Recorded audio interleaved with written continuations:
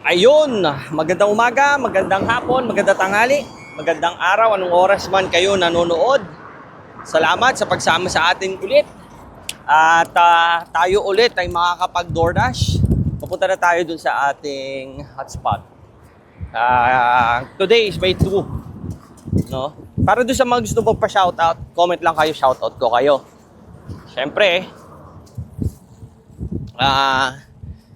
kung doon sa mga bago nating video, doon ko kayo isa shoutout. Anyway, papunta na tayo doon sa ating spot. And sana maging okay lahat. Nag-pray na tayo, lahat, everything. At kahapon, May 1, medyo nakarami tayo, no? Puro Uber Eats. Mukhang hindi na tayo binibigyan ni DoorDash ng takbo kasi nga sobrang baba ng ating acceptance rate. Pero okay lang, meron naman tayong Uber Eats at Grubhub. So may option pa rin tayo para kumita sa ating munting gig na ito. Maraming salamat, tara! Baka niyo ako! Sa Hollywood, ilaw pa rin. Biyahe kahit 10 oras na. Sa kanto ng Vina at Sunset, may Pinoy na kumakanta. Hey! Gabing biyahe, pusong Pinoy, DoorDash sa lake, todo kayo, todo joy. Salamat Jesus, sa bawat order ko, bawat takeout, may halong dasal at pagmamahal mo. Guys, 7:47 meron na tayong first order. Nakakuha tayo sa DoorDash for at last, no? Medyo mababa pero tinanggap na natin para mapataas din natin yung ating acceptance rate. Is $4.25 per 0.6 miles. Pupunta na tayo sa McDonald's to, tara. Guys, tinanggap na natin tong DoorDash kahit na sobrang baba ng offer, no?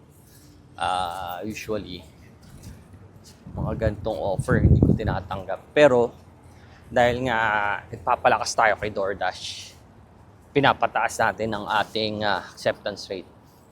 Tinanggap na natin. Malapit lang naman yung McDonald's, dito lang naman.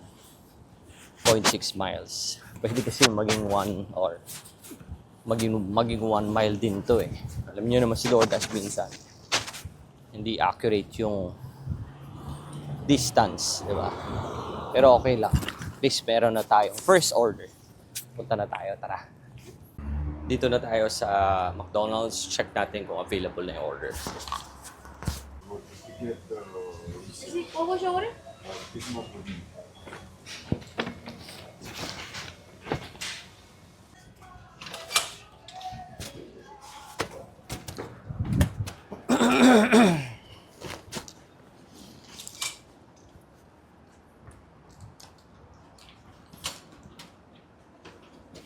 Sorry.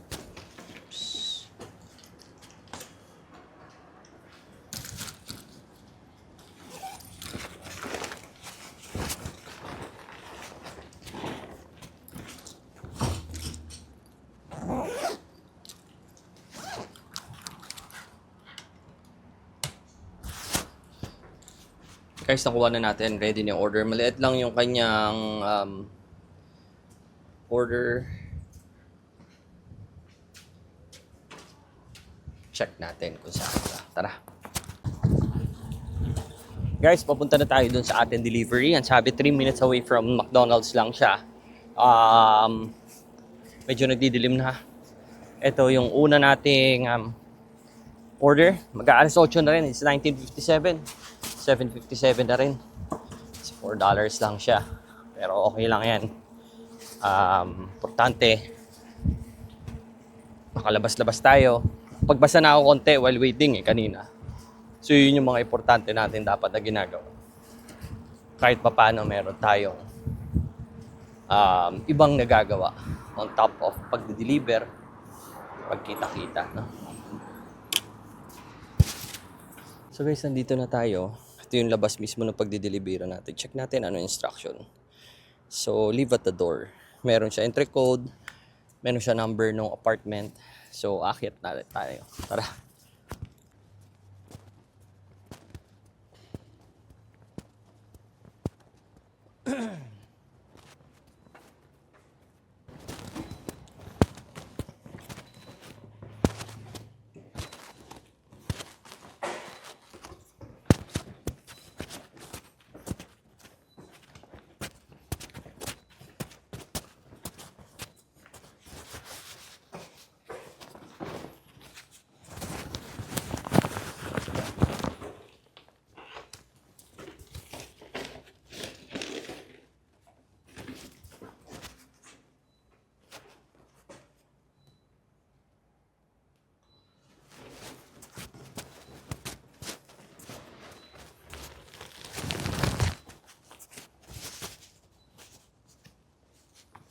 Bigay na natin no, yung order ng customer na iwan na natin doon sa tapat ng kanyang apartment.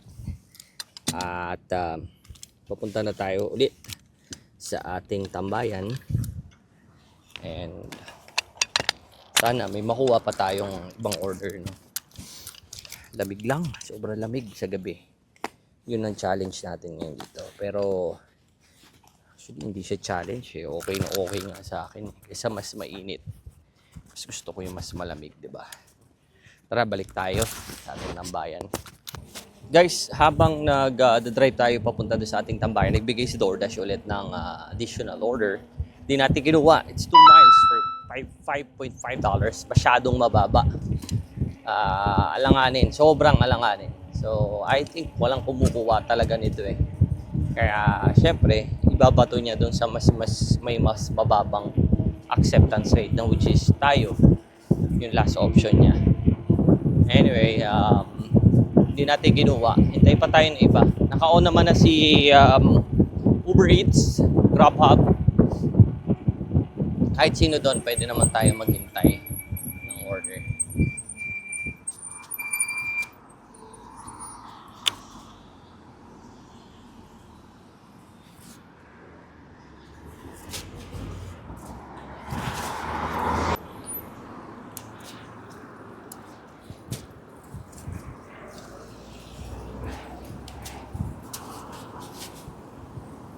Kung order tayo sa Uber Eats ulit sa Formosa, it's $11.26 for 0.8 miles. Check natin kung ready na yung pagkain. Tara!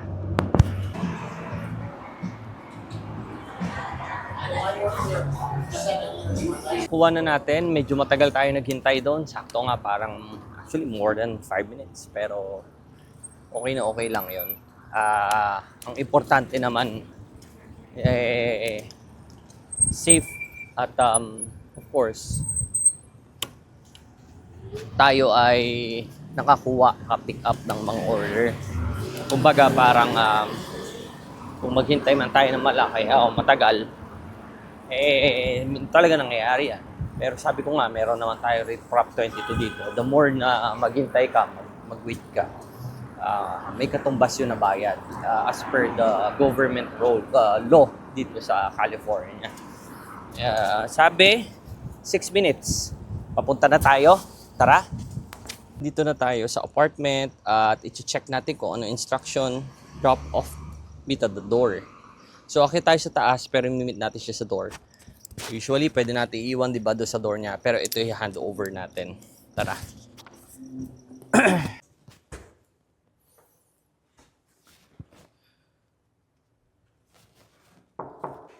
Hello. Hi, Benjamin. Yeah, welcome. Just going to remove this here. There you go. Appreciate it. Thank you. Enjoy.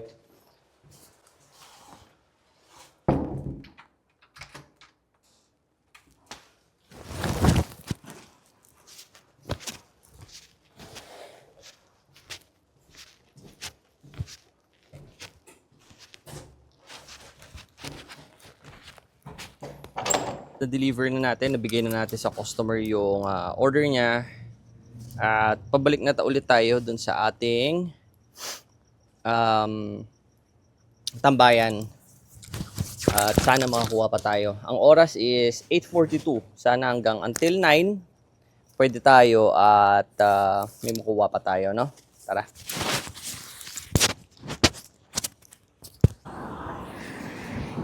Guys, may na-receive tayong next order. At ito ay sa McDonald's ulit. So DoorDash naman to. Parang nasa $4 lang siya pero 0.4 miles lang naman. Kaya tinanggap ko na. Pupunta na tayo. At ayun. Ready na daw. Nag-text na rin naman eh. Minsan nagte-text yan eh kung ready na yung order. So usually pagka wala talaga nagpipick up, parang sinasabi na nila na ready na to. Parang pwede mo nang pick upin. Kaya siguro nag-text wala siguro talagang umukuha nito kasi ang baba 0.4 lang eh. $4 for 0.4 miles. Pero okay na rin. Panghuli natin kasi ang oras ay 8:50. So hanggang 9 lang tayo. So panghuli natin to. Tara. Dito na tayo guys sa McDonald's. Check natin kung pwede na nga talaga yung order ng customer, no? Pwede na nga yung order at nakuha natin siya agad. Nag-iisa na lang to doon. Baka walang kumukuha nga nito. At papunta na tayo. Ang total is 1 minute, 0.2 miles lang siya. Kanina 0.4 kasi siguro in-accept natin siya na medyo malayo pa tayo. Kaya nabilang ni DoorDash na 0.4. Pero ang ngayon, 0.2 na lang siya. Tana natin. Guys, nandito na tayo. Ang alam ko, ilang beses na rin tayo nakapag-deliver dito. Malapit lang talaga to. Ito yung may malapit sa may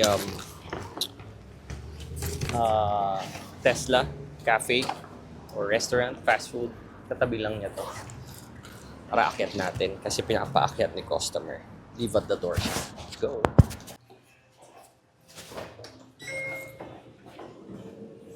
So, dito na tayo. At iaakit lang natin ito sa 6th floor. Kasi sa 6th floor daw siya. Ito nga yung... Ewan ko naalala nyo yun. Hindi talaga sila nagbibigay ng pin doon sa pinaka main entrance sila. Tapos meron parang doorman doon. No? May mga concierge doon na mag-open. Ang problema, lagi silang busy. Buti may nakasabay ako lalabas na tenant. So, nagbukas. Pero kung hindi naman kakatok na lang siguro sa pinto para marinig. Hanapin natin. 612. Dito. Let's go!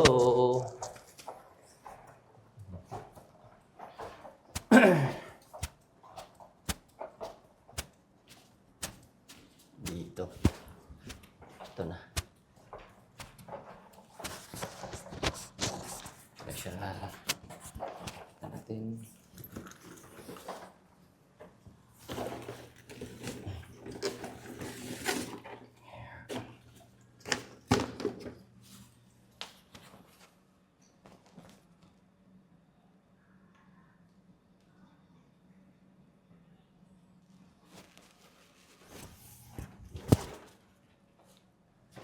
Balikan tayo.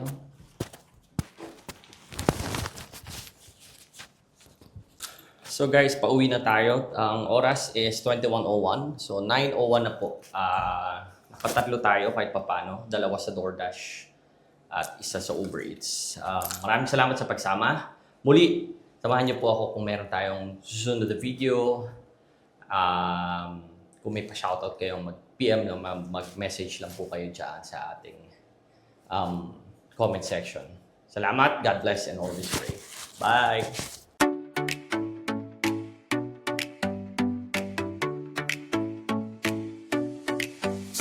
Hollywood, ilaw pa rin. Biyahe kahit 10 oras na.